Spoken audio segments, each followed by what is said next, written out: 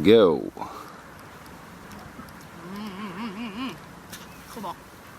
Fait que c'est ça, on est encore dans les merveilleux vignobles en Alsace de Monsieur Gentil-Huguel. Puis c'est ça, comme j'expliquais tantôt, on est allé faire la visite des caves de André Huguel, Étienne et Marc Huguel. Puis c'est ça, on a été vraiment choyés parce qu'on est tombé sur Loïc qui nous a fait vraiment une visite personnalisée à moi et Pascal. On a évité la cohue des groupes parce que là, comme on voyait tantôt, les gros autobus qui arrivent à Amman. Donc, l'avenir appartient à ceux qui se lèvent tôt, n'est-ce pas, Pascal? Eh ouais, à ceux qui se lèvent tôt. Vraiment. Là, ben, c'est ça. J'étais en train de déguster un petit raisin. Je sais pas si tu peux t'approcher pour voir un peu de quoi ça a l'air, parce que, oui, moi, je travaille à SAQ. C'est comme deux mondes différents. Le vin, t'es tout le temps plongé là-dedans, là, mais... tu sais, de le voir, de mettre les pieds ici, de manger des raisins. Eux autres sont vraiment plus acides.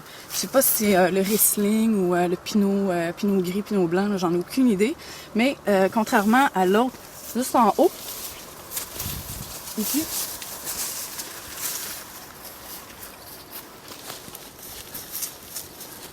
qui est super sucré. Peut-être du Gewürztraminer ou pas trop quoi, là, mais c'est vraiment excellent parce qu'on parle même pas. Fait que déjà, on voit la diversité. On a vu du pinot noir aussi tantôt, raisin rouge. Donc, c'est vraiment merveilleux. Puis, je sais pas si tu peux prendre une vue, là.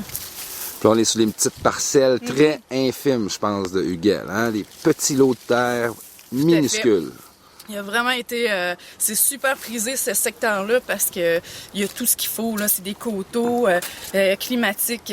Voyons, côté climatique, c'est génial. Le vent, le ciel, regarde, tout est merveilleux, là. Donc, c'est lui qui a eu la chance d'être ici, avec ce merveilleux village, encore une fois. C'est impeccable. Puis, Gentil-Huguel, ça date depuis 1639? Oui, 1639, environ. De génération en génération, puis justement Loïc qui nous expliquait que le petit-fils il était en formation là, pour justement reprendre le domaine là, éventuellement. Là. Fait que c'est super intéressant, puis il y a plein de choses que je savais pas à SAQ, à part de goûter, de voir les différences entre les cépages, mais tu sais, d'être ici, puis de voir Loïc qui est tellement passionné, il nous expliquait tout là, de A à Z, là, terroir, après ça les raisins, la maturation, on a tout visité, les fûts. La géologie du sol particulière et propre à l'Alsace. Ouais, c'est aussi. complètement fou de savoir qu'en si peu de terrain, il y a tellement de sortes de minerais. Vraiment.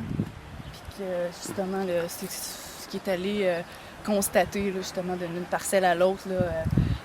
Puis ce que je savais pas non plus, c'est que Gentil-Huguel, pour des, je pense que c'est des cuvées de tradition, ils rachètent à d'autres vignobles des raisins parce qu'ils en ont pas suffisamment. Parce que comme il expliquait, contrairement aux Côtes-du-Rhône, puis nous en Amérique, on a vraiment là, de l'espace en masse, là, beaucoup d'hectares comparé à ici.